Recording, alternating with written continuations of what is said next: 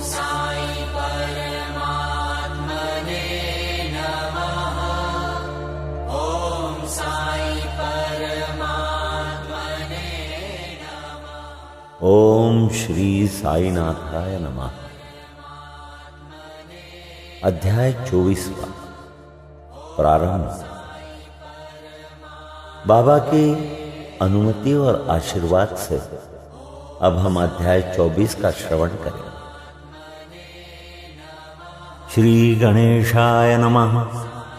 श्री सरस्वत्यै नमः। श्री गुरुभ्यो नमः। श्री कुलदेवताय नमः। श्री सीतारामचंद्राभ्यां नमः। श्री सद्गुरु साईनाथाय नमः।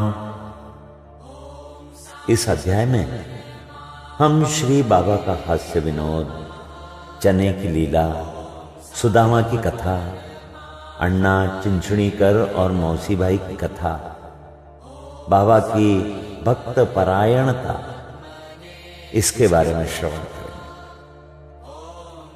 प्रारंभ। अगले अध्याय में अमुक अमुक विषयों का वर्णन होगा, ऐसा कहना एक प्रकार का अहंकार ही है। जब तक अहंकार गुरु चरणों में अर्पित न कर दिया जाए तब तक सत्य स्वरूप की प्राप्ति संभव नहीं। यदि हम निराभिमान हो जाएं तो सफलता प्राप्त होना निश्चित ही है। श्री साईं बाबा की भक्ति करने से ऐहिक तथा आध्यात्मिक दोनों पदार्थों की प्राप्ति होती है और हम अपनी मूल प्रकृति में स्थिरता प्राप्त कर शांति और सुख के अधिकारी बन जाते हैं। अतः मुमुक्षुओं को चाहिए कि वे आदर सहित श्री साईं बाबा की लीलाओं का श्रवण कर उनका मनन करें। यदि वे इस प्रकार प्रयत्न करते रहेंगे तो उन्हें अपने जीवन ध्येय तथा परमानंद की सहज ही प्राप्ति हो जाएगी। प्रायः सभी लोगों को हास्य प्रिय होता है, परंतु स्वयं हास्य का पात्र कोई नहीं बनना चाहता। इस विषय में बाबा की पद्धति भी विचित्र थी। मनोविनोद जब भावपूर्ण होता तो अति मनोरंजक तथा शिक्षाप्रद होता था। इसीलिए भक्तों को यदि स्वयं हास्य का पात्र बनना भी पड़ता था तो उन्हें उसमें कोई आपत्ति न होती थी। श्री हेमाड़पंत भी ऐसा एक अपना ही उदाहरण प्रस्तुत करते हैं। चना लीला। तो सुनिए, शिरडी में बाजार प्रति रविवार को लगता है। निकटवर्ती ग्रामों से लोग आकर वहां रास्तों पर दुकानें लगाते और सौदा बेचते हैं। मध्याह्न के समय मस्जिद लोगों से ठसाठस भर जाया करती थी, परंतु इतवार के दिन तो लोगों की इतनी अधिक भीड़ होती कि प्रायः दम भी घुटने लगता था। ऐसे ही एक रविवार के दिन श्री हेमाड़पंत बाबा की चरण सेवा कर रहे थे। श्यामा बाबा के बाईं ओर तथा वामनराव बाबा के दाहिनी ओर थे। इस अवसर पर श्रीमान बूटी साहब और काका साहब दीक्षित भी वहां उपस्थित थे। तब श्यामा ने हंसकर अन्ना साहब से कहा कि देखो, तुम्हारी कोट की बाह पर कुछ चने लगे हुए से प्रतीत होते हैं। ऐसा कहकर श्यामा ने उनकी बाह स्पर्श की, जहां कुछ चने के दाने। जब हेमाड़पंत ने अपनी बाई कोहनी सीधी की तो चने के कुछ दाने लुढ़क कर नीचे भी गिर पड़े, जो उपस्थित लोगों ने बिनकर उठाए। भक्तों को तो हास्य का विषय मिल गया और सभी आश्चर्यचकित होकर भांति भांति के अनुमान लगाने लगे, परंतु कोई भी ये न जान सका कि ये चने के दाने वहां आए कहां से और इतने समय तक उसमें कैसे फंसे रहे। इसका संतोषप्रद उत्तर किसी के पास न था, परंतु इस रहस्य का भेद जानने को हर कोई उत्सुक था। तब बाबा कहने लगे कि इन महाशय अन्ना साहब को एकांत में खाने की बुरी आदत है। आज बाजार का दिन है और ये चने चबाते हुए ही यहां आए हैं। मैं तो इनकी आदतों से भली भांति परिचित हूं और ये चने मेरे कथन की सत्यता के प्रमाण हैं। इसमें आश्चर्य की बात ही क्या है? हेमाडपंत बोले कि बाबा, मुझे कभी भी एकांत में खाने की आदत नहीं, फिर इस प्रकार मुझ पर दोषारोपण क्यों करते हैं? अभी तक मैंने शिरडी के बाजार के दर्शन भी नहीं किए तथा आज के दिन तो मैं भूलकर भी बाजार नहीं गया। तब उनके खाने की बात तो दूर है, भोजन के समय भी जो मेरे निकट होते हैं उन्हें उनका उचित भाग दिए बिना मैं कभी भोजन ग्रहण करता नहीं। तब बाबा कहने लगे कि तुम्हारा कथन सत्य है, परंतु जब तुम्हारे समीप ही कोई न हो तो तुम या हम कर ही क्या सकते हैं? अच्छा बताओ, क्या भोजन करने से पूर्व तुम्हें कभी मेरी स्मृति भी आती है? क्या मैं सदैव तुम्हारे साथ नहीं हूं? फिर क्या तुम पहले मुझे ही अर्पण कर भोजन किया करते हो? शिक्षा, इसके बारे में सुनिए। इस घटना द्वारा बाबा क्या शिक्षा प्रदान कर रहे हैं, थोड़ा इस ओर ध्यान देने की आवश्यकता है। इसका सारांश ये है कि इंद्रियां, मन और बुद्धि द्वारा पदार्थों का रसास्वादन करने के पूर्व बाबा का स्मरण करना चाहिए। उनका स्मरण ही अर्पण की एक विधि है। इंद्रियां विषय पदार्थों की चिंता किए बिना कभी नहीं रह सकती। इन पदार्थों को उपभोग से पूर्व ईश्वरार्पण कर देने से उनकी आसक्ति स्वभावतः नष्ट हो जाती है। इसी प्रकार समस्त इच्छाएं, क्रोध और तृष्णा आदि कुप्रवृत्तियों को पहले ईश्वरार्पण कर गुरु की ओर मोड़ देना चाहिए। यदि इसका नित्याभ्यास किया जाए तो परमेश्वर तुम्हारी कुप्रवृत्तियों के दमन में सहायक होंगे।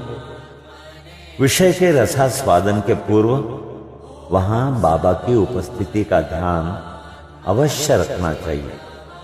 तब विषय उपभोग के उपयुक्त है या नहीं, ये प्रश्न उपस्थित हो जाएगा और आचरण में सुधार होगा।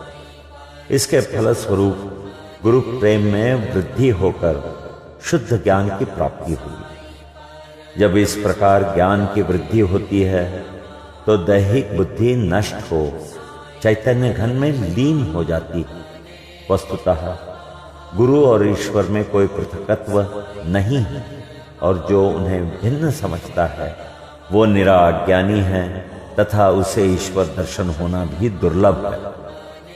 इसलिए समस्त भेदभाव को भूलकर गुरु और ईश्वर को अभिन्न समझना चाहिए।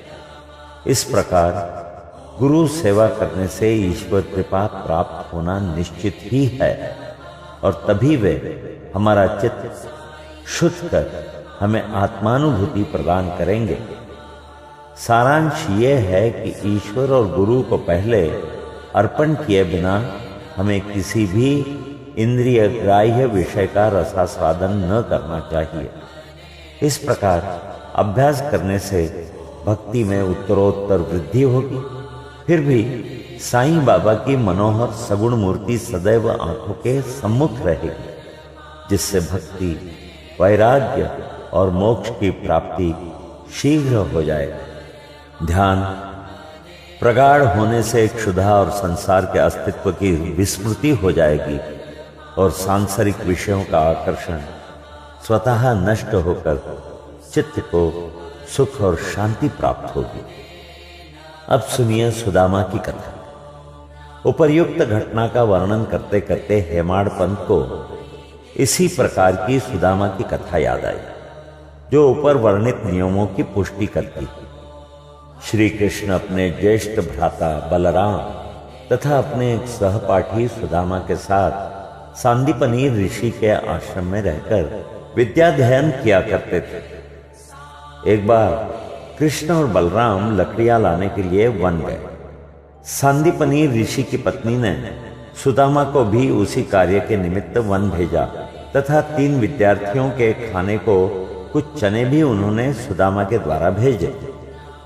जब कृष्ण और सुदामा की भेंट हुई तो कृष्ण ने कहा, दादा मुझे थोड़ा जल दीजिए, प्यास अधिक लग रही है। सुदामा ने कहा, भूखे पेट जल पीना हानिकारक होता है, इसलिए पहले कुछ देर विश्राम कर लो। सुदामा ने चने के संबंध में न कोई चर्चा की और न कृष्ण को उनका भाग ही दिया। कृष्ण थके हुए तो थे ही, इसलिए सुदामा की गोद में अपना सिर रखते ही वे प्रगाढ़ निद्रा में निमग्न हो गए। तभी सुदामा ने अवसर पाकर चने चबाना प्रारंभ कर दिया। इसी बीच में अचानक कृष्ण पूछ बैठे कि दादा तुम क्या खा रहे हो और ये कड़कड़ की ध्वनि कैसे हो रही है? सुदामा ने उत्तर दिया कि यहाँ खाने को है ही क्या, मैं तो शीत से कांप रहा हूं और इसलिए दांत कड़कड़ बज रहे हैं। देखो तो मैं अच्छी तरह से विष्णु सहस्र नाम भी उच्चारण नहीं कर पा रहा हूं। यह सुनकर अंतर्यामी कृष्ण ने कहा कि दादा मैंने अभी स्वप्न में देखा कि एक व्यक्ति दूसरे की वस्तुएं खा रहा है। जब उससे इस विषय में प्रश्न किया गया तो उसने उत्तर दिया कि मैं खाक मतलब धूल खा रहा हूं। तब प्रश्नकर्ता ने कहा, एवं अस्तु, ऐसा ही हो। दादा ये तो केवल स्वप्न था, मुझे तो ज्ञात है कि तुम मेरे बिना अन्न का दाना भी ग्रहण नहीं करते, परंतु श्रम के वशीभूत होकर मैंने तुमसे ऐसा प्रश्न किया। यदि सुदामा किंचित मात्र भी कृष्ण की सर्वज्ञता से परिचित होते तो वे इस भांति आचरण कभी न करते।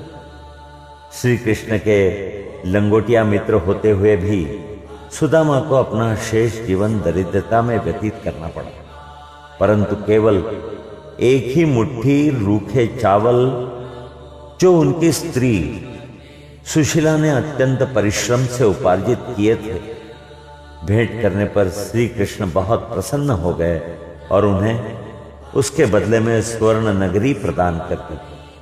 जो दूसरों को दिए बिना एकांत में खाते हैं, उन्हें इस कथा को सदैव स्मरण रखना चाहिए। श्रुति भी इस मत का प्रतिपादन करती है कि प्रथम ईश्वर को ही अर्पण करें तथा उच्चिष्ट हो जाने के उपरांत ही उसे ग्रहण करें। यही शिक्षा बाबा ने हास्य के रूप में दी है। अब मौसीबाई और अन्ना चिंचनीकर के बारे में सुनिए। अब श्री हेमाड़ पंत एक दूसरी हास्यपूर्ण कथा का वर्णन करते हैं, जिसमें बाबा ने शांति स्थापन का कार्य किया है। दामोदर घनश्याम बाबरे उपनाम अन्ना चिंचनीकर बाबा के भक्त थे। वे सरल, सुदृढ़ और निर्भीक प्रकृति के व्यक्ति थे। वे निडरता पूर्वक स्पष्ट भाषण करते और व्यवहार में सदैव नगद नारायण से थे। यद्यपि व्यावहारिक दृष्टि से वे रूखे और असहिष्णु प्रतीत होते थे, परंतु अंतःकरण से कपटहीन और व्यवहार कुशल थे। इसी कारण बाबा उन्हें विशेष प्रेम करते थे। सभी भक्त अपनी अपनी इच्छानुसार बाबा के अंग अंग को दबा रहे थे। बाबा का हाथ कठड़े पर रखा हुआ था। दूसरी ओर एक वृद्ध विधवा उनकी सेवा कर रही थी, जिनका नाम वेणुबाई कौजलगी था। बाबा उन्हें मां शब्द से संबोधित करते तथा अन्य लोग उन्हें मौसीबाई कहते थे। वे एक शुद्ध हृदय की वृद्ध महिला थी। वे उस समय दोनों हाथों की उंगलियां मिलाकर बाबा के शरीर को मसल रही थी। जब वे बलपूर्वक उनका पेट दबाती तो पेट और पीठ का प्रायः एकीकरण हो जाता था। बाबा भी इस दबाव के कारण यहां वहां सरक रहे थे। अन्ना दूसरी ओर सेवा में व्यस्त थे। मौसी भाई का सिर हाथों की परिचालन क्रिया के साथ नीचे ऊपर हो रहा था। जब इस प्रकार दोनों सेवा में जुटे थे तो अनायासी मौसीबाई का मुख अन्ना के अति निकट आ गया। मौसीबाई विनोदी प्रकृति के होने के कारण ताना देकर बोली कि यह अन्ना बहुत बुरा व्यक्ति है। और ये मेरा चुंबन करना चाहता है। इसके केश तो पक गए हैं, परंतु मेरा चुंबन करने में इसे तनिक भी लज्जा नहीं आती। यह सुनकर अन्ना क्रोधित होकर बोले, तुम कहती हो कि मैं एक वृद्ध और बुरा व्यक्ति हूं, क्या मैं मूर्ख हूं? तुम खुद ही छेड़खानी करके मुझसे झगड़ा कर रही हो। वहां उपस्थित सब लोग इस विवाद का आनंद ले रहे थे। बाबा का स्नेह तो दोनों पर था, इसलिए उन्होंने कुशलतापूर्वक विवाद का निपटारा कर दिया। वे प्रेम पूर्वक बोले, अरे अण्णा, तुम व्यर्थ ही क्यों झगड़ रहे हो? मेरी समझ में नहीं आता कि मां का चुंबन करने में दोष ही क्या है। बाबा के ये शब्दों को सुनकर दोनों शांत हो गए और सब उपस्थित लोग जी भर के ठहाका मारकर बाबा के विनोद का आनंद लेने लगे। अब सुनिए बाबा की भक्त परायण। बाबा भक्तों को उनकी इच्छानुसार ही सेवा करने दिया करते थे और इस विषय में किसी प्रकार का हस्तक्षेप उन्हें सहन न था। एक अन्य अवसर पर मौसीबाई बाबा का पेट बलपूर्वक मसल रही थी, जिसे देखकर दर्शकगण व्यग्र होकर मौसीबाई से कहने लगे, मां, कृपा कर धीरे धीरे ही पेट दबाओ। इस प्रकार मसलने से तो बाबा की अंतड़ियां और नाड़ियां ही टूट जाएंगी। वे इतना कह भी न पाए थे कि बाबा अपने आसन से तुरंत उठ बैठे और अंगारे के समान लाल आंखें कर क्रोधित हो गए। साहस किससे था जो उन्हें रोके? उन्होंने दोनों हाथों से सटके का एक छोर पकड़ नाभि में लगाया और दूसरा छोर जमीन पर रख उसे पेट से धक्का देने लगे। सटका लगभग 2 या 3 फुट लंबा था। अब ऐसा प्रतीत होने लगा कि वो पेट में छिद्र कर प्रवेश कर जाएगा। लोग भयभीत हो उठे कि अब पेट फटने ही वाला है। बाबा अपने स्थान पर दृढ़ हो उसके अत्यंत समीप होते जा रहे थे और प्रति क्षण पेट फटने की आशंका हो रही थी। सभी किंग कर्तव्य विमूढ़ हो रहे थे। वे आश्चर्यचकित और भयभीत हो ऐसे खड़े थे मानो गूंगों का समुदाय हो। यथार्थ में भक्तगण का संकेत मौसीबाई को केवल इतना ही था कि वे सहज रीति से सेवा शुश्रूषा करें। किसी की इच्छा बाबा को कष्ट पहुंचाने की न थी। भक्तों ने तो ये कार्य केवल सद्भावना से प्रेरित होकर ही किया था, परंतु बाबा तो अपने कार्य में किसी का हस्तक्षेप कणमात्र भी न होने देना चाहते थे। भक्तों का आश्चर्य हो रहा था कि शुभ भावना से प्रेरित कार्य दुर्गति में परिणित हो गया और वे केवल दर्शक बने रहने के अतिरिक्त कर ही क्या सकते थे।